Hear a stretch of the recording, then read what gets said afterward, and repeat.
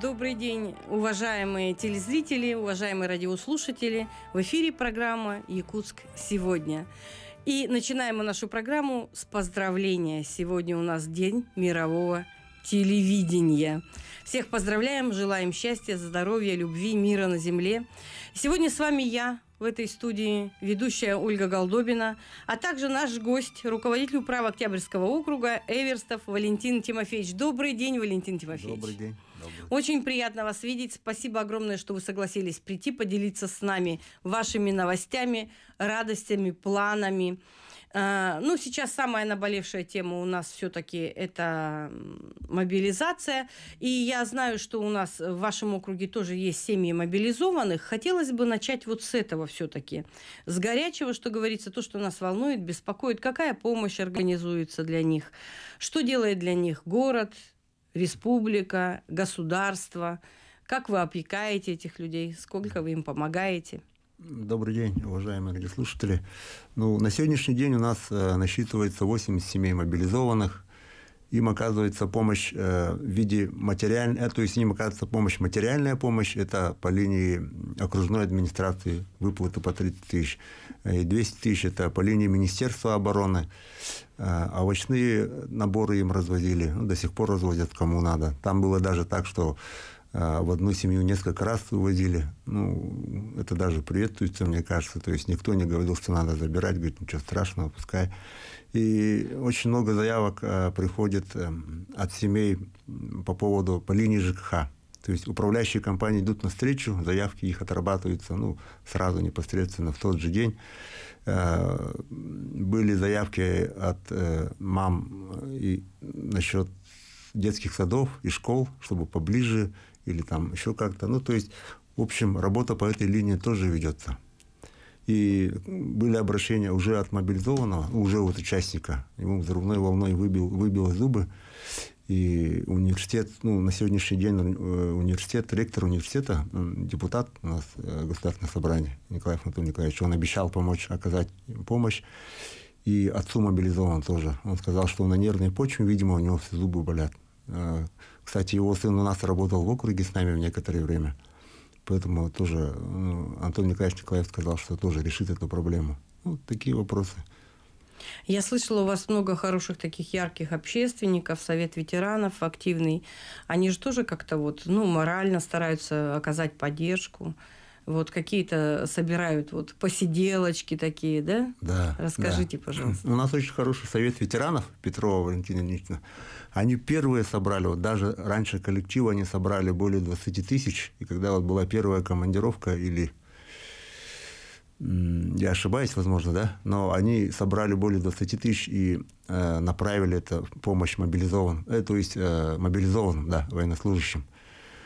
Работает клуб «Камелек», певческие посиделки. У нас по средам, по вторникам, они по вечерам занимаются. Есть у нас очень активная староста, бабушка, еще со времен Ильи Филипповича Михальчука, Малеева Валентина Ильинична. Она на безвозмездной основе ухаживает за своей детской площадкой, высаживает цветы, высаживает кустарники. И она делает это сама и привлекает детей.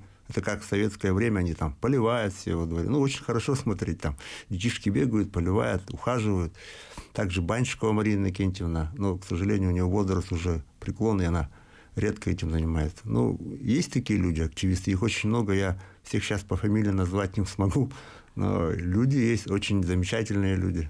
Наша цель нашей передачи, да, именно рассказать о том, как много работают руководители управ, коллективы управ, какие у нас есть неравнодушные жители, как они обустраивают свои дома, свои территории придворовые, да, насколько они неравнодушны к тому, что происходит в городе, и как это благоприятно влияет на развитие именно вашего Октябрьского округа.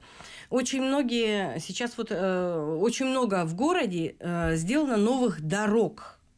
И каждый округ, кто приходит к нам, мы каждого руководителя просим обязательно расскажите нам, пожалуйста, сколько дорог и какие дороги, с каким названием отремонтированы, где мы можем получить удовольствие от того, что мы сейчас проедем по новому асфальту. Жители округа радуются этому. Какие места? Вот. Ну, все-таки я хочу сказать, что это заслуга даже не наша, да, ну, не управы, ну, конечно, а это, да, конечно, города Якутска, да. и скорее это главы городского округа. Ну, в прошлом году была сделана дорога по окружному шоссе полностью.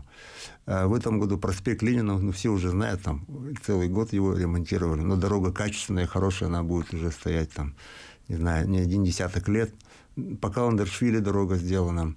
И вот есть у нас переулок Жиркова, который связывает дорогу Петровского и дорогу Каландершвили.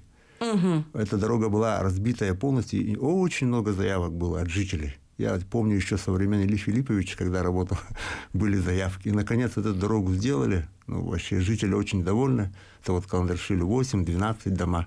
Очень радостные. Приходили к нам, прям звонили, писали. Говорит, большое спасибо. Они даже больше радовались, по-моему, ремонту переулка Жиркова, чем улицы Каландершвили. Ну, маленький переулок, конечно, это, скорее всего, больше людей беспокоит, потому что все понимают, что большие дороги в любом случае будут всегда отремонтированы. Уважаемые наши телезрители, радиослушатели, я напоминаю вам, что в студии с нами сегодня дорогой, замечательный у нас гость, руководитель управы Октябрьского округа Эверстов Валентин Тимофеевич. Вы можете, пожалуйста, позвонить к нам в студию по номерам 32 0066, 32 11 66, задать вопрос. Наши помощники запишут, и в конце передачи эти все вопросы будут переданы Валентину Тимофеевичу, проработаны, и управа под руководством Валентина Тимофеевича к вам обязательно позвонит и даст соответствующий ответ на ваш вопрос. Не забывайте, обязательно этим воспользуйтесь. Это очень правильно, очень полезно. Скажите, пожалуйста, Валентин Тимофеевич, вот в этом году очень много придворовых территорий получили определенные деньги, как бы средства. Это государственный грант, по-моему, да? Да. Вот, какие дворы, сколько дворов в памяти вот у вас сейчас? Да, ну, я помню, у нас в этом году было 3 двора. Один переходящий по Каландершвили 23/1. И 2 двора это новые. Это Ленина 46 и Каландершвили 1. Там полностью дом обустроили. Детскую площадку поменяли, асфальтирование сделали, тротуары поменяли, ограждения поставили, даже освещение дворовое, ну, столбы поставили. И когда вот мы начинали, это надо было провести общее собрание, собрать подписи. Нам очень помогла управляющая компания «Северстрой Плюс». Я хочу выразить благодарность Черемис Владимиру Владимировичу за оказанную помощь. Он тоже очень болеет за свои дома. Кстати, вот эти 3 дома, то есть 3 двора, это его дворы, то есть это на управляющей компании. Ну, и жители были там, ну, некоторые были против, зачем нам, как бы, ну, были и такие. Но основная масса... Там же и парковка новая, это же удобно очень. Да, удобно. И красиво, в конце концов. Да. И там же, я насколько помню, специальные места для вот мусора, как они называются?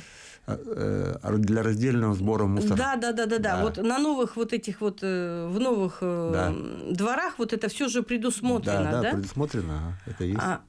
Интересно, вы мониторили? У жильцов получается раздельный вот да, сбор? Получается. С удовольствием делают, да? Понимают, вникают, да? Да, конечно. Ну, вот... Передача эта настолько удобная и настолько, в принципе, потрясающая. Вы можете поблагодарить, вот, кого считаете нужным из работников своих, вот, да, похвалить, узнать, чтобы о них услышали жители нашего города. И не только жители, я так думаю, что нас слушают еще и где-то в республике обязательно. Вот, вы можете, ну, сказать какие-то добрые слова в адрес помощников, пожалуйста, если у вас есть желание. Конечно. У нас коллектив очень хороший. Есть люди, которые работают уже больше там 15 лет, даже 20 лет. Вот Павлова Светлана Николаевна, она является заместителем по соцвопросам. Работа-то тяжелейшая. Да, тяжелейшая. Она опытная женщина, очень хорошая, ее все знают, уважают. Вот, все социальные наши учреждения, жители ее знают. И весь ее отдел очень хороший. Ну, там работает в основном женщины, они очень хорошие женщины. И отдел ЖКХ у нас очень хороший. У нас работает тоже ветеран. Мы говорим, это наш старший дядя, старший брат Иванов Михаил Михайлович. Он тоже нам всем помогает. Очень опытный человек. Есть новые парни, которые очень активные, молодые. Аржаков Игнатий Викторович, тоже специалист по благоустройству. О нем очень замечательно отзывается предприятия и учреждения. Они говорят, кто у вас такой Игнатий Викторович? Я сперва не понимал, кто такой Игнатий Викторович. Кажется, это наш Игнат. Он говорит, очень строгий. Он говорит, обещал, что мы... Он говорит, нас предупреждал, что мы должны до завтра все это исправить. Контролирует, да? Вот это его работа, и они к нему относятся. Хороший парень, И заместитель по ЖКХ есть Кузьмин Егор Спартакович. Тоже парень молодой, работящий, принципиальный. Ну, вообще замечательный коллектив. И я, конечно, понимаю, что у нас много сфер, где есть люди, которых не замечают, но которые делают от души и вот на полную отдачу свою работу. Но если есть возможность поговорить, рассказать об этих людях, назвать их имена, почему бы этим не воспользоваться, да? Это все-таки доброе дело, тем более у вас ведется работа во всех округах, во всех управах, ведется такая в мэрии города Якутска. А работа с людьми, вот прямо тет-а-тет, да, такой ближайший контакт, и, конечно, много людей, у которых много проблем, и они не могут себя сдержать, то есть где-то даже бывают агрессивными. Много людей, которые вам признательны, благодарны, им напоминать не надо, что должно быть доброе слово в ответ прозвучать, да, элементарное спасибо. И, конечно, те люди, особенно, вот я думаю, которые работают в социальных отделах, да, они же не психологи, не психиатры, вот вообще. Они обычные люди, обычные работники, обычные сотрудники, которые вот берут на свои плечи вот эту тяжелую ношу и несут на самом деле. И вот в том числе и, конечно, работая с семьями мобилизованных, да. Поэтому, конечно, этим людям всегда надо говорить спасибо. И сейчас вот мы уходим на небольшую рекламу. Дорогие друзья, не отключайтесь, оставайтесь с нами. После рекламы мы продолжим приятную беседу с руководителем Октябрьского округа Валентином Тимофеевичем Эверстовым.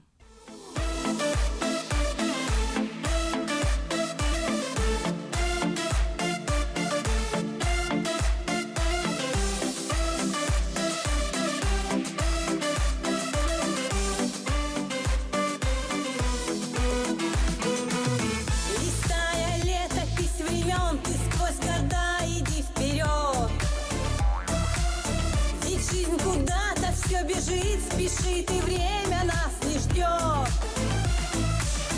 И лишь история хранит тепло людских сердец, словно гранит. Это Якутск, это Якутск. Якутск, ты всем нам очень дорог, суровый, но любимый город. Сияй и расцветай в любви, и чувство радости дари. Гордясь тобой, мы каждый день благодарим. Сияй, Якутск, сияй, Якутск. Якутск, ты всем нам очень дорог, суровый, но любимый город. Сияй и расцветай в любви, и чувство радости дари. Гордясь тобой, мы каждый день благодарим. Сияй. А мы, в свою очередь, продолжаем. Сегодня у нас программа «Якутск сегодня».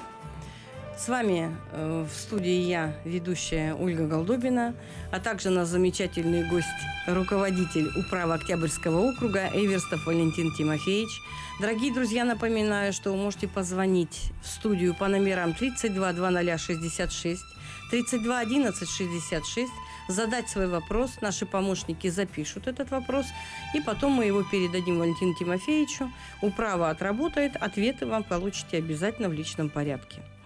Обязательно. Ну, и мы продолжаем, наверное, нашу передачу. Валентин Тимофеевич, вы о чем-то нам хотели рассказать. Да, я хочу немного привести цифры, да, вот свою работу за такой короткий срок мы не сможем рассказать полностью, поэтому я вкратце могу просто привести цифры. Это будет замечательно, потому что на самом деле действительно мы просто увидели и все. А сколько, чего, это вот не знает никто, кроме вас. Да. Да, я хочу сказать, у нас вот такая проблема, наболевшая, вернее, да, обращается очень много жителей, всех интересует детские площадки, установка малых архитектурных форм, и поэтому мы в силу своих возможностей и финансирования это делаем. У нас по городу, по округу, то есть, извиняюсь, 85 детских площадок, и они все стоят на балансе управы. Но в этом году мы установили малые архитектурные формы по 7 адресам. По Каландершвили 8 мы установили полностью детскую площадку и спортивную площадку. То есть там воркаут-площадка. Жители вообще очень были рады, довольны. А также мы переговорили с управляющей компанией. Они нас поддержали. Но вот одна управляющая компания поддержала. Это УК УК «Солидарность», она установила тоже спортивный воркаут-площадку за счет собственных средств за 250 тысяч. А также у нас в этом году отсыпано 135 кубов песка по дорогам, по переулкам. Это по Лермонтова, по Октябрьской, это тоже по Жаявскому жителей, по Юнского, выезд на Кулаковского. Отгрейдировано 2000 квадратов. Вывезено за весну 662 куба снега.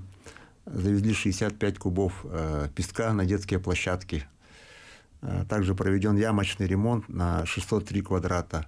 И из 85 площадок мы отремонтировали 42 площадки. Ну, это большое количество на самом деле. Да, мы тоже считаем. Это большой объем, да. Если бы нам выделили побольше средств, мы могли отремонтировать все 85. Вы знаете, я все время вспоминаю время, когда вообще ничего толком не делалось, да? И, честно говоря, вот последние, как сказать, наверное, последние лет 5-7 я прямо наблюдаю такой активный рост в городе. Вот именно новые здания, новые клиники, дороги, детсады, школы. Ведь в этом году как повезло школам. Вот я точно не знаю, какое количество школ в городе попало вот под ремонт. Да? У них же большие деньги были выделены. В вашем округе сколько школ, сколько детских садов вот было отремонтировано? Это же государственная программа была? Да, государственная программа. Вот у нас 31-я школа в этом году, это переходящий ремонт был. Был построен пристрой, и школа полностью отремонтирована, обшита и снаружи, и снутри. Это вообще колоссальный объем, это огромные деньги. Огромные деньги, да, конечно. Это огромный труд, это все-таки руководство города, я считаю, заслуга это руководство города. И решен вопрос, наконец-то, вот первой школы. Старой, которой исполнилось на прошлой неделе 100 лет, кстати. Да. Мы их поздравляем. Они получили новое здание, но они, к сожалению, переехали в другой округ, автодорожный. Это вот новое здание, бывший кооперативный техникум. Да. Я полностью название не помню, но я его когда-то закончила. Я училась в этом здании. И, в принципе, да, для школы оно очень хорошо подходит. Очень такое хорошее здание. И там удобная транспортная развязка для учащихся, да? Прямо остановка и тут же крыльцо. Да. И через дорогу перешел, там пешеходный переход, снова сел на автобус и поехал домой, да, тем, кому надо на автобус. То есть и малышам это удобно, и там светофор, очень удобная развязка, такое хорошее время. Вот. А школа только одна была или вот две и все? Две. Текущий ремонт в школах-то во всех производился. Текущий ремонт обязательно был. Глобальные, большие, которые требуют больших средств, это вот две школы, я хочу отметить. Я просто пока была председателем, 2 года назад я перестала быть председателем родительского комитета школы, и вся моя жизнь на это была потрачена, что говорится, воспитывая детей, да. И я помню, как мы бегали, просто выпрашивали 300 тысяч, 600 тысяч на ремонт. Вот, это 21-я школа. Вот в этом году они тоже отремонтировались на 100 миллионов, у них потрясающий просто был капитальный ремонт. Слава Богу, что все это состоялось, я очень рада. И, конечно, очень хорошо, что в городе у нас ни одна, ни две школы подверглись такому ремонту, а большое, колоссальное количество. И я считаю, что город растет, процветает, благоухает. И слава Богу, что это происходит. Конечно же, вы правы, это благодаря нашему градоначальнику, скажем так, и Айсен Сергеевичу низкий поклон за его колоссально проделанную работу и на посту мэра города, и на посту главы Республики Саха-Якутия. Все-таки никуда не денешься. Колоссальные задатки его работы, потому что я как общественник начинала, когда он в первый раз был избран мэром города, я все это вижу, и я вижу последствия его работы, насколько это все активно дальше растет и развивается. Хочу спросить еще такой момент. А мечты какие-то есть? Что бы вы мечтали сделать у себя в округе? Дороги, мне кажется. Это мечта осуществимая. Это транспортная инфраструктура, это решает все.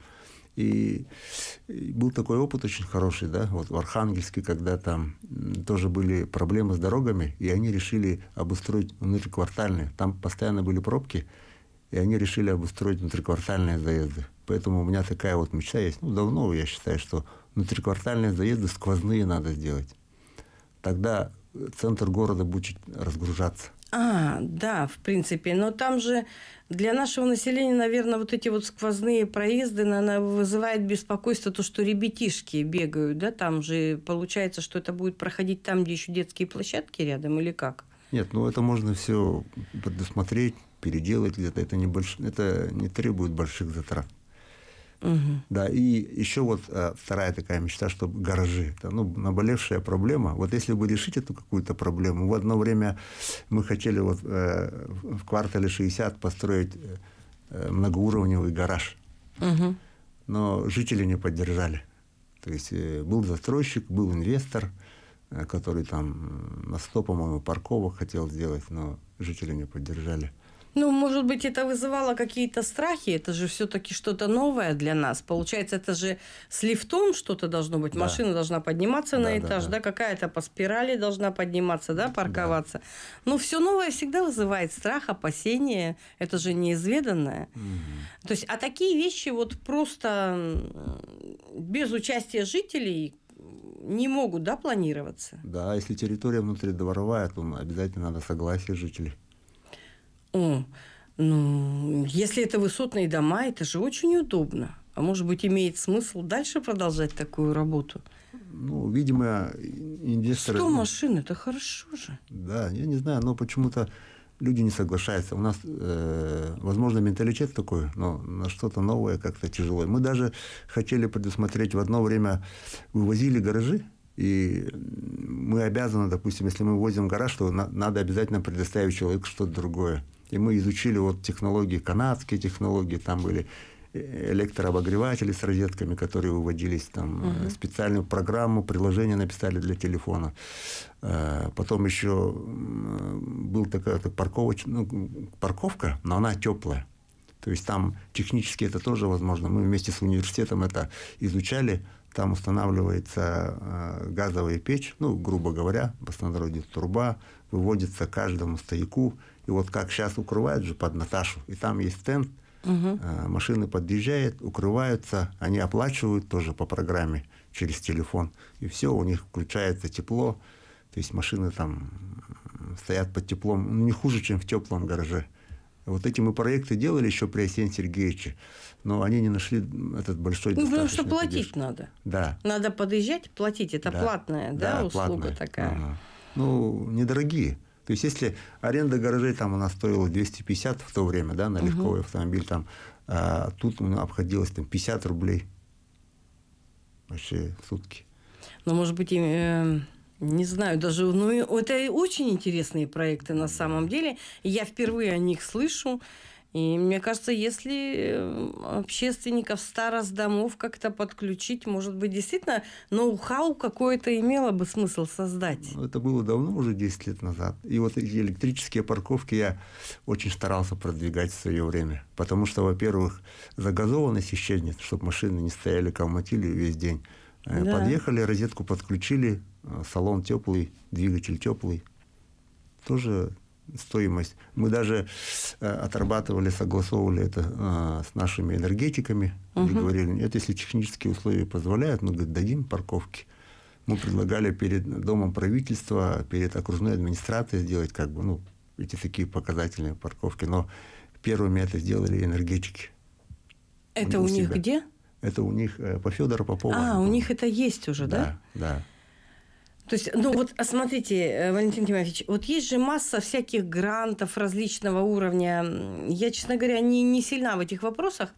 Я знаю, что общественники могут подавать на грант, да, предприятия, гранты есть республиканские, городские, федеральные.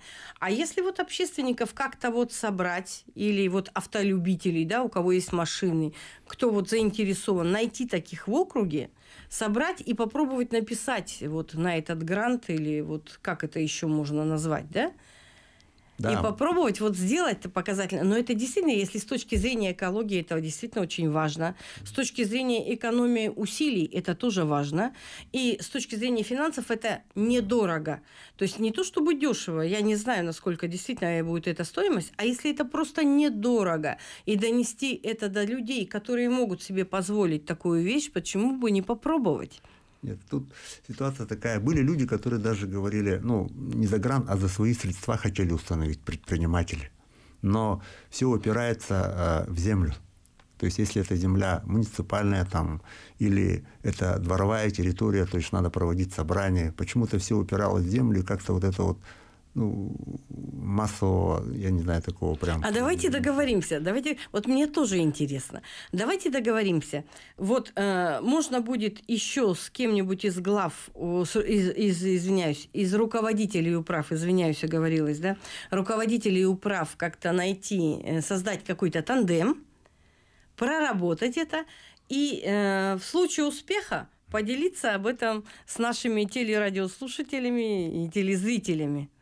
Да. Это было бы очень интересно, конечно, и продуктивно, я думаю. Да, мы потому что даже рассчитывали в среднем, сколько тратит хозяин автомобиля, ну, вот когда машина стоит. На улице, да. Да, на улице. Там экономия выходила, ну, достаточная, хорошая, если машина, допустим, 2-литровая и более. Угу.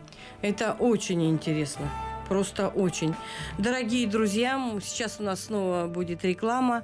Пожалуйста, не переключайтесь, не уходите от нас никуда. После рекламы мы продолжим нашу беседу.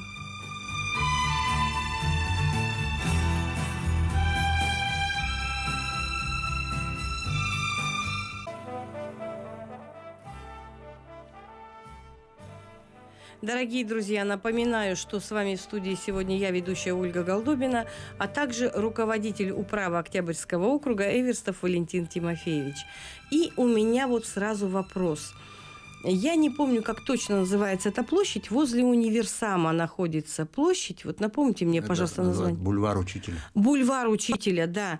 И вот едешь мимо, и прямо вот, ну, ей-богу, стыдно, и сердце щемит. Вот эти лестницы, эти ступенечки кривые, взрослые мужички на качелях, вроде качели детские, да. Что-нибудь там планируется, ну, как-то вот поправить, привести в порядок бы, а? Да, руководство города уделяет большое внимание этому скверу. Потому что, конечно, это важно. Да, это очень большой сквер, очень хороший, замечательный и правильный, я думаю. И он стоит на балансе Центра управления по общественными пространствами. Ну, в простонародье это парк культуры и отдыха, он сейчас так называется. И они на следующий год запланировали ремонт, ну, полностью. Там и памятника, и прилегающей территории. Поэтому я думаю, что на следующем году он преобразится. Да, там вот этим летом вот едешь, все это кривое, куца, еще много было дождей, да, эти лужи, и трава прямо, такая высокая трава, ну, обидно, ей-богу, так красиво все было задумано, да? Да. И вот, а как у вас вот по скосу травы вот в этом году, ну, у нас все руководители прямо рассказали, что в этом году шел активный скос травы, все получали результаты колоссальные. Да, мы в этом году тоже провели очень большой объем работ по скосу травы. Это ориентировочно 73 тысячи квадратов мы скосили в нашем округе. Но я считаю, что это достаточно, ну, объемная работа. Если учитывать, что у нас ресурсы небольшие, и подрядчик, то есть за деньги всего было скошено из этих 73 только 8 тысяч квадратов. Остальное это субботники силами работников управы, наши дворники косили, помогали, кстати, еще вот наша молодежь приходила, помогала, ну, мы практически их заставляли. Ну, молодежный совет вы имеете в виду, да? Я знаю, что он у вас есть в округе. Да.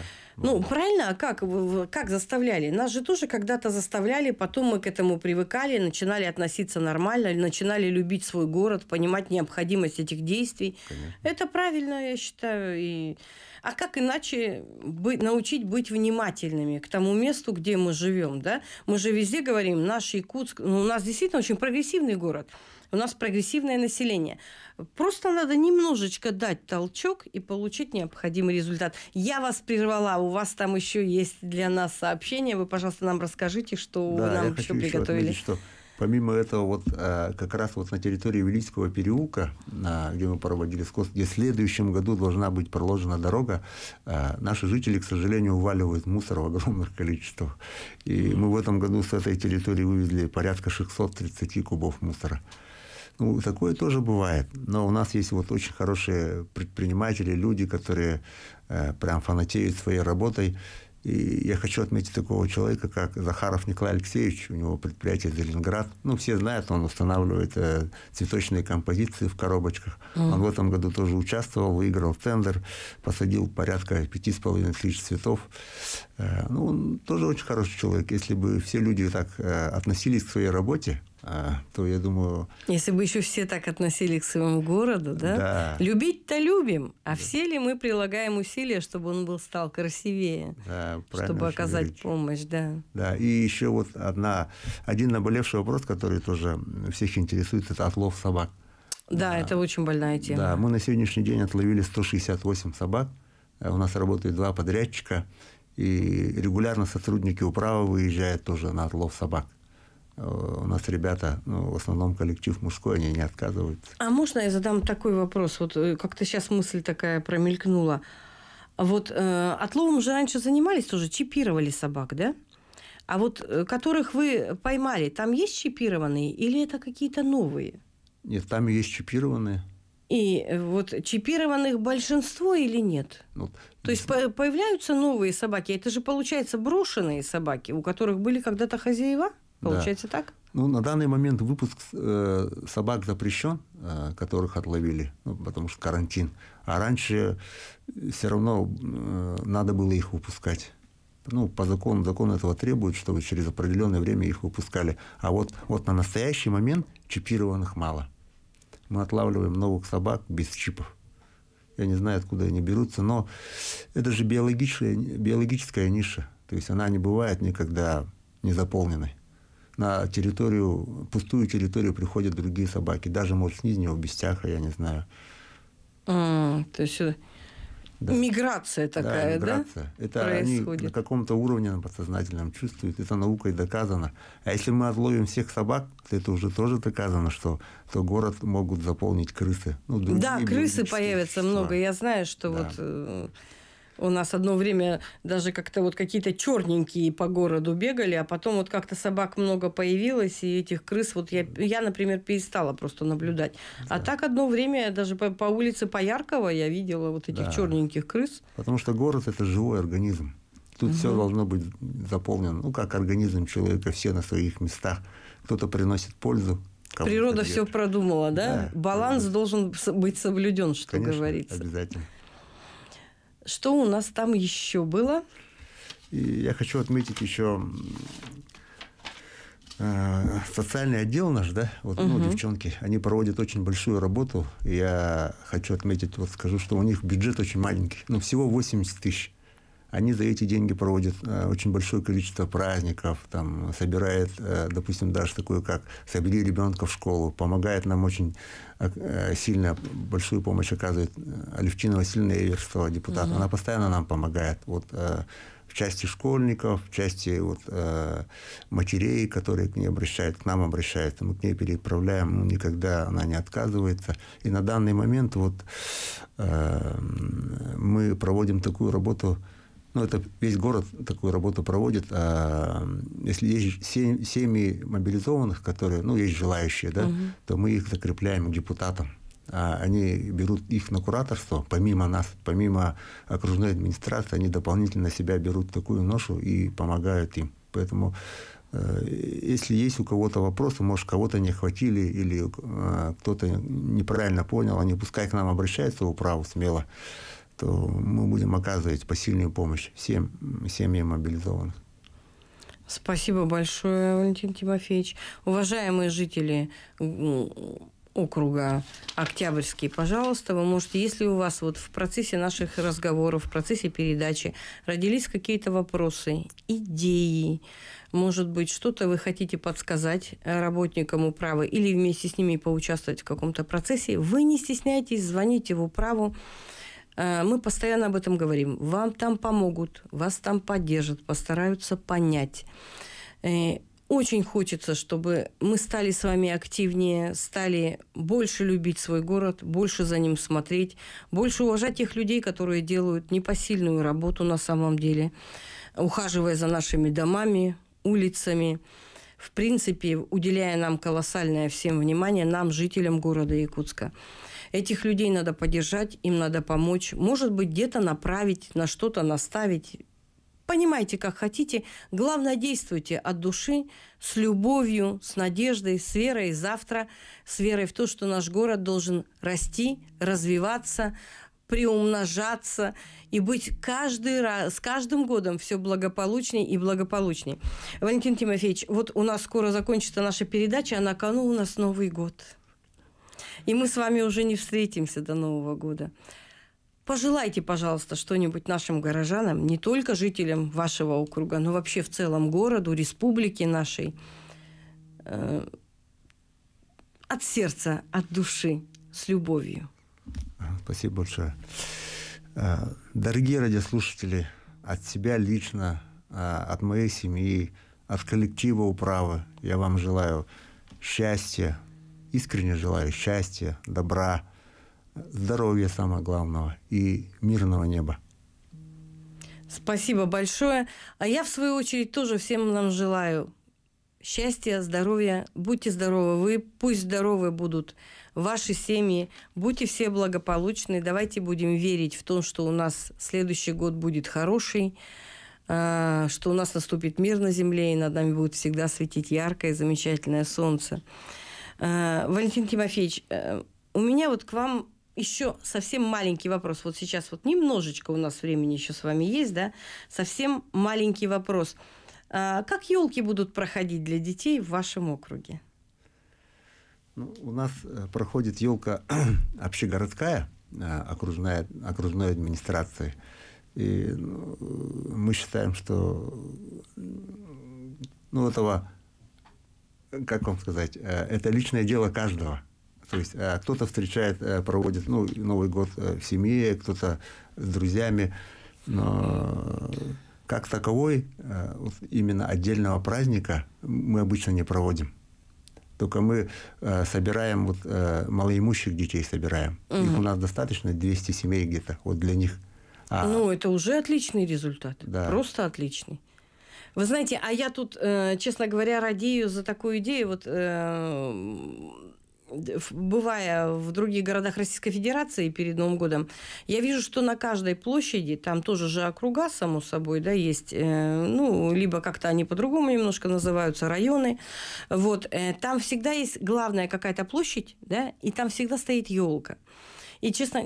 И, честно говоря, у меня прямо идея такая, навязчивая идея, чтобы в нашем городе, так как у нас много туманов, много усталости, да, зимой чисто эмоционально, у нас скудная жизнь происходит, мало ярких оттенков. Мне бы хотелось, чтобы на каждой площади, в каждом округе, на каждой главной площади округа стояла бы новогодняя елка. И я за это радею и надеюсь, что все-таки руководители управ и работники управ меня поддержат. Дорогие друзья, на этом наша передача подходит к концу. Спасибо, что вы были с нами. Спасибо, дорогой Валентин Тимофеевич, что вы подошли сегодня с нами, поговорили, поделились своими успехами. Мы желаем всем здоровья, счастья, благополучия, всего доброго.